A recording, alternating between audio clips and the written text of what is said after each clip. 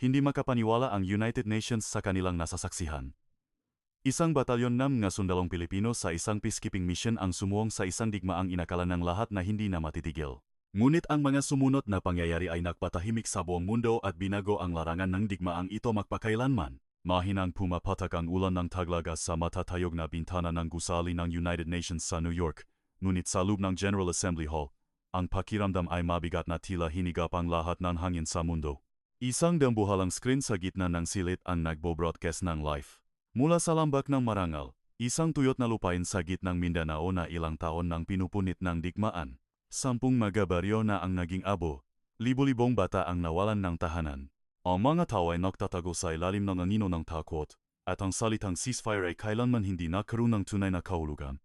Nang umagang iyon, ang mga delegado mula sa iba't ibang bansa ay nakatutok sa isang imahe, walang nangangahas kumurap. Isang pangkat ng mga peacekeeper mula sa Pilipinas, suot ang kanilang nga asul na helmet, ang gumagalaw papasok sa bundok ng Ino, ang huling estratehikong lokasyon na hawak ng isang armadong grupo. Nakita na ng lahat kung paano sinubukan at nabigo ang mga puwersa mula sa malalakas na bansa.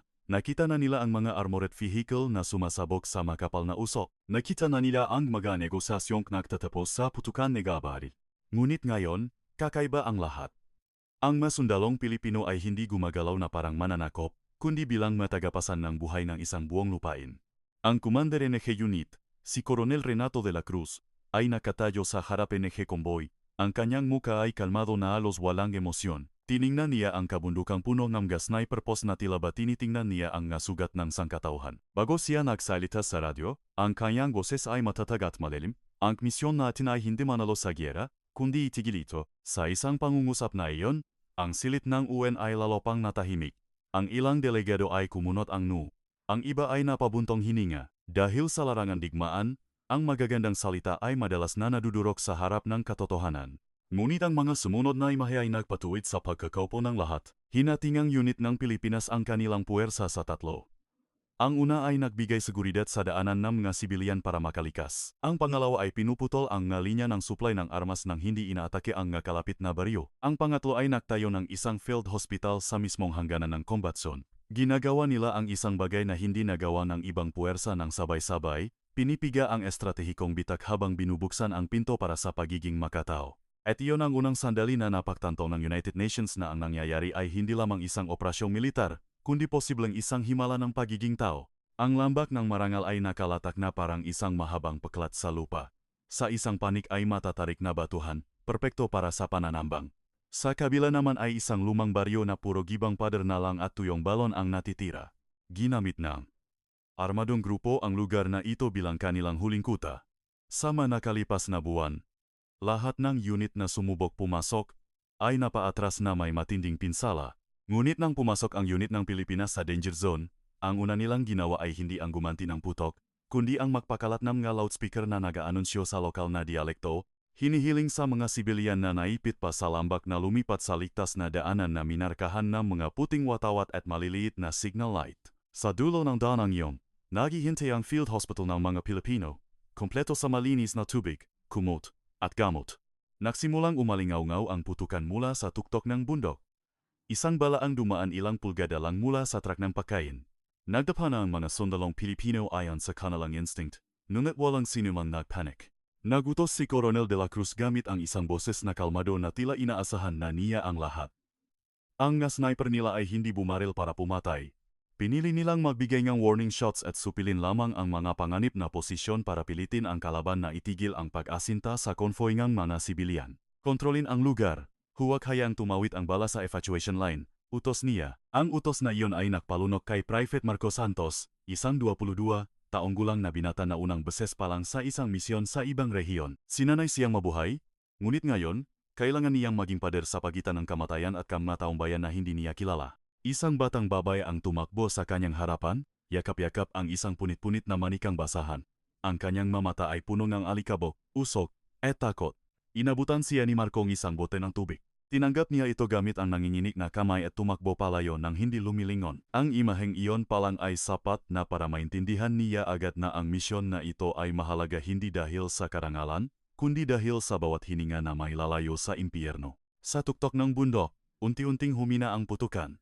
Nagsimulang mapagtanto ng armadong grupo na ang kabilang panik ay hindi dumating para magiganti, kundi para baguhin ang buong laro. Sanay sila sa mga kaaway na unang pumuputok, unang naninira, at unang yumuyurak. Ngunit ginagamit ng mga sundalong Pilipino ang pinakamahirap hulaan sa larangan ng digmaan, disiplina na kontrolado kahit nasa gitna ng kamatayan. At habang hindi ito maintindihan ng mga rebelde, lalo lang lumalaki ang kanilang pagtututa. Unang gabi sa frontline. Ang langit sa ibabaw ng lamba ng marangal ay madilim na tila itinatago ang ngalihim ng lupain. Ang tunog enge mege kulisap sa gabi ay sumasabay sa ingenge radio at mege yabak, enge sundalo sa magaspang nagraba. Nakatayo si Coronel de la Cruz sa harap ng komanten. Ang liwanag mula sa digital map ay nagpapakita ng bakas ng pagod na malalim na nakatago sa kanyang mukha. Kakaunti ang nakakalam na maraming beses na siyang nakaranas ng pagkawala sa mga conflict zone. Ilan sa kanyang makabetch ay namatay sa kanyang harapan. Nakita na niya ang mga bayang sinusunok, nakita na niya ang mga batang naghahanap ng kanilang ina sa gitna ng usok, at alam niya na kapag ang put ay nagsimulang lumago, kakainin nito ang lahat, kahit ang puso ang mismong may hawa ang armas. Kung bukas ay walang tigil silang bumaril, gaano kalakas ang igaganti natin? Mahinang tanong ng kanyang aide. Natahimik sandali si De La Cruz bago sumagot nang hindi inaalis ang tingin sa mapa. Sapat lang para matigil ang banta. At hindi lalakpas doon. Pero pinatay nila ang matagawin dati. Alam ko, dahan-dahan niyang sagot, pero kung gagamitin natin ang galit bilang commander, wala tayong ipagkakaiba sa digmaang ipinadala sa atin para itigil. Ang sagot na iyon ay nagpatahimik sa buong tent. Naintindihan ng lahat na ang bukas ay maring ang araw ng pagpapasya. Bawat desisyon ay katumbas ng totoong buhay ng tao, hindi puntos sa isang ulat o magagandang parirala sa isang pandaigdigang talumpati. Nang gabing iyon, hiniling ni De La Cruz sa isang lokal na interpreter na i-record ang isang mensahe para sa mga rebelde. Ang nilalaman ay maikli, direkta, at tapat. Ang UN ay walang intensyong sirain ang inyong nga pamayanan. Hindi namin layuning patayin ang nasusuko. At handa naming garantiyahan ang kaligtasan ng sinumang lider na papasok sa proseso ng negosasyon. Para sa marami, ito ay kahinaan. Ngunit sa mata ni De La Cruz, ang pag-abot ng kamay bago kumalaboso ay hindi kailanman kahinaan. Ito ang pinakamahirap na uri ng katapangan, dahil mas mapanganib itong pagtaksilan kaysa sa pahila ng gatilyo. Nang ipatugtok ang mensahe sa mga loudspeaker patungo sa kadiliman ng lambak, walang naging sagot. Tanging ang mainit na hangin na nagpapalipat ng alikabok sa mga barbed wire. Ngunit sa kutang kalaban, isang lalaki ang tahimik na nakikinig, may panginginig sa kanyang mga mata. Siya si Commander Malik, ang pinuno ng armadong grupo, na kailanman ay hindi naniwala sa salitang kaligtasan mula sa bibig ng taong may hawak na baril. Hanggang ngayong gabi, sa loob ng kanyang kuta sa tuktok ng bundok, si Malik ay nakaupo sa isang lumang kahon. Ang kanyang matigas na muka ay may mahabang peklat mula sa sentido hanggang sa kanyang panga. Isa siyang leader na kinatatakutan ng mga tao, isang alamat na isinilang mula sa pagkawala kaysa sa ambisyon. Ilang taon na ang nakalipas, sinunok ang kanyang baryo, nawasak ang kanyang pamilya, at lumaki siya sa isang paniniwala, kung hindi ka matibay, yayapakan ka hanggang sa wala nang matira kahit ang pangalan mo. Isang tapat na tauhan niya ang nagagis ng radyo matapos marinig ang mensahe mula sa UN. Kasungalingan. Gusto lang nila tayong palabasin para madali tayong targetin, hindi sumagot si Malik. Naglakad siya patungo sa bungangangang kuweba at tumingin sa ibaba, sa lambak kung saan ang nga puting signal light ay nakahilera na parang daan patungo sa ibang mundo. Sa ibaba, may nakita siyang hindi pamilyar. Tinutulungan ng masundalong Pilipino ang isang matanda patungo sa medical tent, habang ang isa naman ay nakayuko at nilalagyan ng benda ang isang maliit na batang lalaki. Kumunot ang nun niya sa pakalito, dahil sa kanyang karanasan. Ang mga sundalo ang nagdadala ang kamatayan, hindi ang malinis na tubig. Commander, dapat natin silang tirahin habang nag-evacuate sila nga matao. Pagudiok ng kanyang tauhan, hindi pa rin sumagot si Malik. Naisip niya ang mensahe kanina, walang intensyong sirain, hindi layuning patayin ang mga susuko. Ang nga salitang tulad nito, kung magmumula sa bibig ng isang nakwagi, ay karaniwang isang patibong. Ngunit ang mataong nasa likod nito ay nagbibigay bigat sa mga salitang iyon sa paraang kakaiba. Nang gabi ring iyon, isang matandang babae mula sa baryo ang lumusong sa dilim para kausapin siya. Umiyak niyang sinabi na ang kanyang gapong babae ay ginamot, nenye mega sundalong mediko kahit na ang batang iyon ay anak. Nenye isang pamilyang tumutulong sa mga rebelde. Tinanong ng matanda si Malik habang lumuluha. Para saan pa ang laban, Commander, kung araw-araw na mamatay ang nga bata natin? Ang tanong na iyon ay mas matindi pa kaysa sa bala. Hindi takot si Malik sa kamatayan, Ngunit takot siya sa araw na ang kanyang ipinaglalaban ay mawalan ng kahit katiting na kahulugan. Nagsimula niyang maramdaman na hindi na niya kontrolado ang digmaan, siya na ang kinokontrol nito. Hinikpitan niya ang kanyang kamao, at muling tumingin sa mga puting ilaw sa ibaba. Sa unang pagkakataon sa loob ng maraming taon, ang puso ng lalaking hindi kailanman sumuko, ay nagsimulang manginig dahil sa habag ng kanyang kawe. Kinaumagahan, ang disyerto sa paligid ng lambak ng marangal ay nabahiran ng maputlang gintong sikat ng araw. Ang evacuation route na binuksan ng unit ng Pilipinas noong gabi ay naging isang ilog ng buhay. Daan-daang tao ang dahan-dahang lumabas mula sa magaguhong ng baryo. Ang ilan ay may pasan na bata sa kanilang likod, ang ilan ay umaalalay sa may sakit, at ang ilan ay walang dalang anuman kundi mamatang blanko dahil sa sobrang dami ng kalupitang nasaksihan. Ang mga sundalong Pilipino ay nagtayo ng mga checkpoint ng may pag-ingat. Ngunit walang anumang kilos ng pananakot. Bawat isa ay kinapkapan para sa armas ng may pagalang, binigyan ng mainit na pagkain tulad ng lugaw, kumot, at paunang lunas. Ang iyak ng mga sanggol ay sumasabay sa mahinang pasasalamat sa iba't ibang wika, hanggang sa ang hangin na dating puno ng amoy pulbura ay nagsimulang magkaroon ng tila isang pag-asa. Nahuli ng live camera mula sa UN ang isang babaeng Pilipinong doktor na tinatahi ang sugat ng isang batang lalaki na may punit-punit na manika sa tabi ng kanyang higaan. Hindi umiyak ang bata, tinititigan lang niya ang doktor na may pag-alinlangan. Ngunit nang ngumiti ang doktor at inabutan siya ng isang maliit na kendi, napangiti ang bata sa unang pagkakataon sa loob ng maraming buwan. Sa silid ng UN, marami ang nagsimulang magbulungan. Ang operasyong ito ay maring magbago sa buong konsepto ng peacekeeping. Dahil hindi tiningnan ang unit ang matao bilang collateral damage ang isang taktika, kundi ginawa nilang puso ang taktika mismo ang nga sibilyan. Kapag ang nga taong bayan ay naprotektahan, nawawalan ng suporta, ng pressure, at ng dahilan ang armadong grupo para tawagin ang kanilang sarili ng mga tagapagtanggol ng mamamayan. Nakita ni Coronel de la Cruz ang oportunidad na iyon. Nakutos siyang magdagdag pa ang 20 daanan at muling nagpadala ang mensahe kay Malik, pinoprotektahan din namin ang mga tao mo. Matatapos ang giyera kapag pinili mong tapusin ito. Ang mensaheng ito ay hindi isang banta, hindi isang pakiusap, kundi isang paglalatag ng katotohanan sa kanyang harapan. Ang pader ni Malik ay binubutas hindi ng bomba, kundi ang katotohanang nakikita ang buong mundo kung sino talaga ang nagliligtas ang buhay. Sa tuktok ng bundok, ang ilang tauhan niya ay nagsimulang mabalisa. Nakikita nila ang sarili nilang pamilya sa hanay ng mga lumilikas. Nagsimulang lumakas ang tanong. Para saan pa ang pakikipaglaban kung ang mga taong sinabihan nilang kamuhian ay mas tumutulong pa sa kanilang mga mahal sa buhay kaysa sa kanila? At sa isang larangan ng digmaang binuo sa takot, walang mas mapanganib sa isang leader kaysa sa araw na magsimulang magtanong ang kanyang matauhan tungkol sa kahulugan ng pahawak ng baril. Pagsapit ng dilim, sinimulan ng isang patrol team ng Pilipinas ang pinakamasalang operasyon, ang pagputol sa maruta ng supply ng armas at gasolina patungo sa bundok ng Anino, habang iniwasan ang pakikipag-engkwentro sa mga kalapit na baryo. Sa halip na gumamit ng airstrike o malawakang pag-atake, ginamit nila ang intelligence, kalaman sa terrain, at tamang tiempo bilang armas. 2 truck na nagpapanggap na konvoy ng supply ng nga rebelde ang naharang sa gitna ng isang tuyong sapa ng halos walang putukan. Ang nga driver ay nahuling buhay at walang galos. Mula sa interogasyon, nakuhan unit ng Pilipinas ang mahalagang impormasyon. Paubos na ang mabibigat na bala ni Malik, at ang kanilang reserbang pagkain ay sapat na lang para sa ilang araw. Pinuputol natin ang ugat ng digmaan, sabi Ngaide.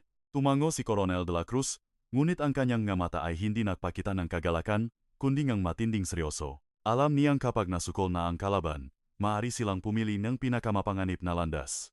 Ang lumaban hanggang mamatay o gamitin ang nga sibilyan bilang human shield. Para maiwasan iyon, ipinadala niya ang huling mensahe kay Malik sa pamamagitan ng isang datu o lokal na elder na pinakakatiwalaan ng parehong panig. Ang mensahe ay mas maikli pa kaysa dati, mayroon ka pang paraan para makalabas, pero ang oras ay wala na. Nang gabing iyon, isang hindi inaasahang ambon ang bumaksak. Ang mga patak ay tumama sa 6 mga sundalong Pilipino na nagbabantay sa linya, halos hindi gumagalaw. Marami ang basa, ngunit walang nagreklamo. Dahil alam ang lahat na sila ay nakatayo sa manipis na linya sa pagitan ng isang himala at isang trahedya. Sa tuktok ng bundok, binuksan ni Malik ang natitirang mga kahon ng supply. Ang masugatang tauhan ay daing sa loob ng kuweba. Ang mga gwardiya ay nagsimulang magtalo ng malakas. Ang ilan ay gustong lumusop. Ang ilan ay gustong lumaban hanggang sa huli. Ngunit may ilan na nagsimulang banggitin ang salitang hindi kailanman binikas ni Numan, pagsuko. Sinigawan ni Malik ang lahat para tumahimik, ngunit ang kanyang boses ay hindi na kasing tigas ng dati. Dahil sa kaibuturan niya, Alam niya ang isang katotohanan. Hindi sila natatalo ng kaaway.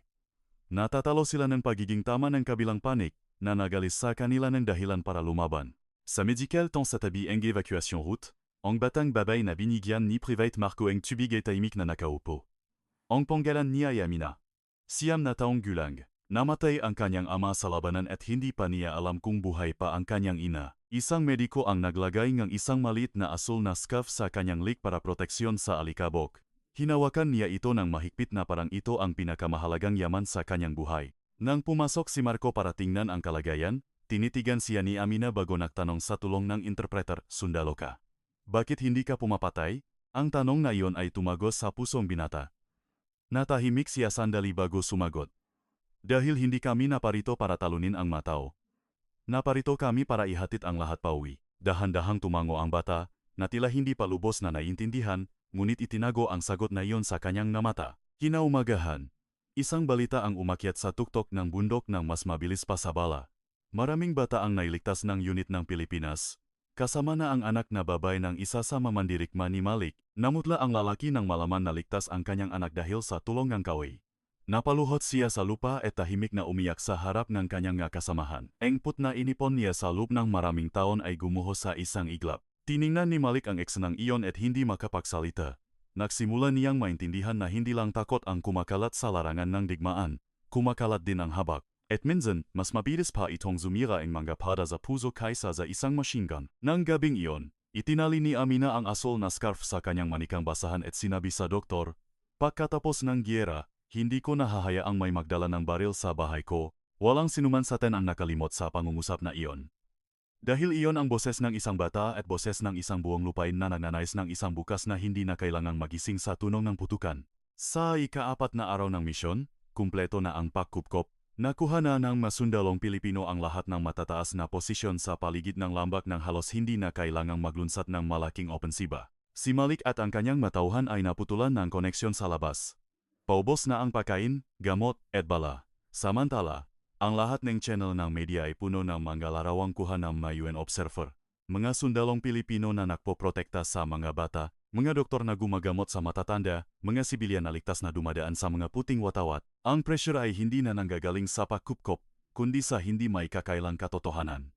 Kung magpapatuloy silang bumaril, ang susunod na bala ay hindi na para protektahan ang mga tao, kundi sa salungat na mismo sa kanila. Isang matapang na tauhan ni Malik ang lumapit para humingi ng huling utos. "Lulusop tayo ngayong gabi, Commander. Kung mamamatay tayo, at least alam nilang hindi tayo sumuko." Tiningnan ni Malik ang binata sa kanyang harapan. Nakita niya ang kanyang sarili nung mas bata pa siya, puno ang sugat, galit, at dangal na kahalo ang katigasan ng ulo. Ngunit ngayon, pagod na siyang magsinungaling sa kanyang sarili. "Paano ang mga bata at ang nasugatan?" Tanong niya pabalik. Natahimik ang binata. Lumabas si Malik sa kuweba. Ang mainit na hangin ay napalipat ng alikabok. Tumingin siya sa watawat ng uwen na iwinawagawi sa malayo at naalala ang sinabi ng matandang babae, "Para saan pa ang laban kung araw-araw na mamatay ang nabata natin?" Sa wakas, tinanggap niya sa kanyang sarili na ang pagsuko ay hindi laging nangangahulugan ng kawalan ng dangal. Minsan, ang pagtigil ang tanging paraan para mapanatili ang pagiging tao. Ipinatawag niya ang pinakamatandang miyembro ng grupo. Pagkatapos, dahan-dahan siyang nagsalita, na tila bawat salita ay kasing bigat ng bato, ihanda ang puting watawat. Nang lumabas ang masalitang iyon, isang katahimikan ang bumalot sa buong kuta. Walang nangahas magsalita, dahil alam ng lahat na iyon na ang katapusan ng isang panahon, at posibleng simula ng panibago na walang nakakalam kung gaano kasakit. Ngunit sa ibaba, sa command post ng Pilipinas, hindi pa rin nagre-relax si Coronel de la Cruz. Alam niyang ang sandali ng pagsuko ang isa sa mga pinakapanganib. Isang ligaw na balalang, at lahat ay maring masira. Kaya nagbigay siya ng isang malinaw na utos. "Huwag puputok hanggat walang malinaw na banta. Hayaan ninyong makita ng mundo na ngayon, pinipili natin ang buhay." Ang sikat ng araw sa katanghalian ay nagpapainit sa lupa hanggang sa ang imahe sa malayo ay tila nababaluktot. Ang masundalong Pilipino ay naka-full alert, ngunit ang bawat daliring nakapatong sa gatilyo ay pinaalalahanan ng isang utos, magtimpi hanggang sa huli. Sa tuktok ng bundok, isang puting tela ang dahan-dahang lumitaw sa likod ng isang malaking bato. Sinundan ito ng mga anino ng ilang tao na sunod-sunod na bumababa sa matarik na daan. Sa General Assembly Hall ng UN, lahat ay sabay-sabay na tumayo. Lahat ng kamera ay naka-zoom sa isang matangkat na lalaki sa gitna ng grupo. Si Malik, Hindi siya nakasuot ng uniforme ng isang dakilang leader. Tanging isang luma at kupas na damit, sapatos na puno ng ikabok, at muka na puno ng marka ng ngataon ng digmaan. Bawat hakbang niya ay mabigat, na tila nilalakaran niya ang naguho ng lahat ng paniniwalang bumuhay sa kanya. Pagdating niya sa demilitarized zone, 2 sundalong Pilipino ang sumalubong sa kanya nang hindi itinututok ang kanilang nga baril. Lumapit si Coronel de la Cruz, huminto ilang metro mula kay Malik. Walang nagsalita sa simula. Tanging ang mainit na hangin ang umiihip. Tiningnan ni Malik ang lalaki sa kanyang harapan, na parabang isang salamin. Parehong may kapangyarihan, parehong nakakita ang kamatayan, ngunit makaiba ang piniling landas. Dahan-dahan niyang inalis ang pistola sa kanyang baywang at inilagay sa lupa. Sumunod ang kanyang kutsilyo at radyo. Ang tunog na metal na tumama sa lupa ay malinaw na umalingaw sa buong mundo. Hindi ako sumusuko sa'yo, sabi ni Malik, paos ang boses. Alam ko, sagot ni De La Cruz. Pinipili mong bigyan ng buhay ang natao mo. Ang nasalitang iyon ay nakpanginik sa mga mata ni Malik. Natila ang huling pader sa kanyang puso ay dahan-dahang gumuho. Sa likuran niya, isa-isang naglapak ng armas ang iba pang mandirigma. Ang ilan ay nakayuko, ang ilan ay nanigas, ngunit walang sinuman ang bumaril. At pagkatapos, nangyari ang hindi inaasahan ng lahat. Napaluhod si Malik sa lupa. Ang kanyang nga matang dating matigas ay namula. Sinubukan niyang pigilan ang kanyang dangal, ngunit sa huli, ang mga luha ay dumaloy sa kanyang muha, sa harap ng mga kamera ng buong mundo. Hindi siya umiyak dahil sa pagkatalo. Umiyak siya dahil sa wakas. Ang digmaang lumamon sa napakaraming buhay ay pinalaya na siya. Matapos ang pagsuko, ang lambak ng marangal ay naging kakaibang tahimik. Isang katahimikan na hindi tulad ng nakakatakot na gabi, kundi katahimikan ng isang lugar na natuklasan muli kung paano huminga ng hindi kailangang umiwas sa bala. Agad na pinahiwalay ng unit ng Pilipinas ang mga armas, siniyasat ang lugar, at tinulungan ang mga sugatan mula sa parehong panik ng pantay-pantay. Walang pang-insulto, walang pajurak sa makatalunan. Tanging isang proseso na sapat na kalmado para itigil ang kaguluhan at sapat na mainit para pangalagaan ang dignidad ng tao. Dinala si Malik sa isang pansamantalang negotiation tent, hindi sa isang masikip at madilim na selda tulad ng inaasahan niya. Binigyan siya ng malinis na tubig, pain reliever, at lunas para sa kanyang mga lumang sugat. Tahimik siyang umupo habang ginagamot ng isang mediko, hindi lubos maintindihan kung bakit ang mataong may pagkakataong yurakan siya ay pinili pa siyang gamutin. Sa labas, nagsimulang lumabas ang nga residente mula sa kanilang nga pinagtataguan. Ang ilan ay hindi pa makapaniwala na tumigil na talaga ang putukan. Marami ang nakatitig sa mga sul na helmet ng yun na may halong pagdududa.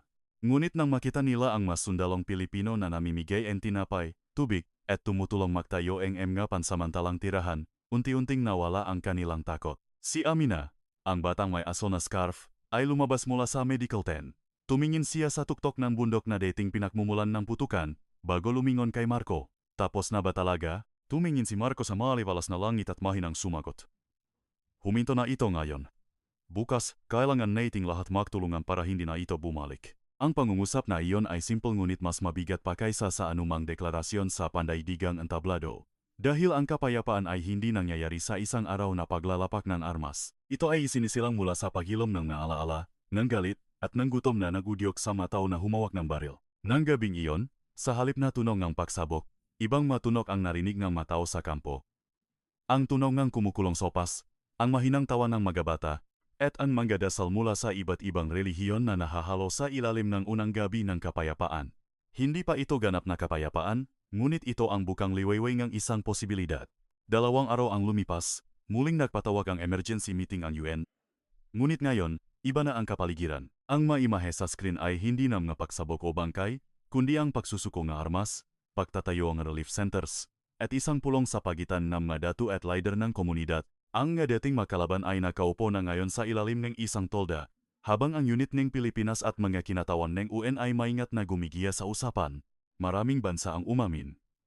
Ang nangyari sa lambak ng marangal ay hindi lang isang ordinaryong tagumpay. Isa itong mahalagang aral na ang pagkontrol sa armas ay dapat sabayan ng pangangalaga sa dignidad para makamit ang pangmatagalang kapayapaan.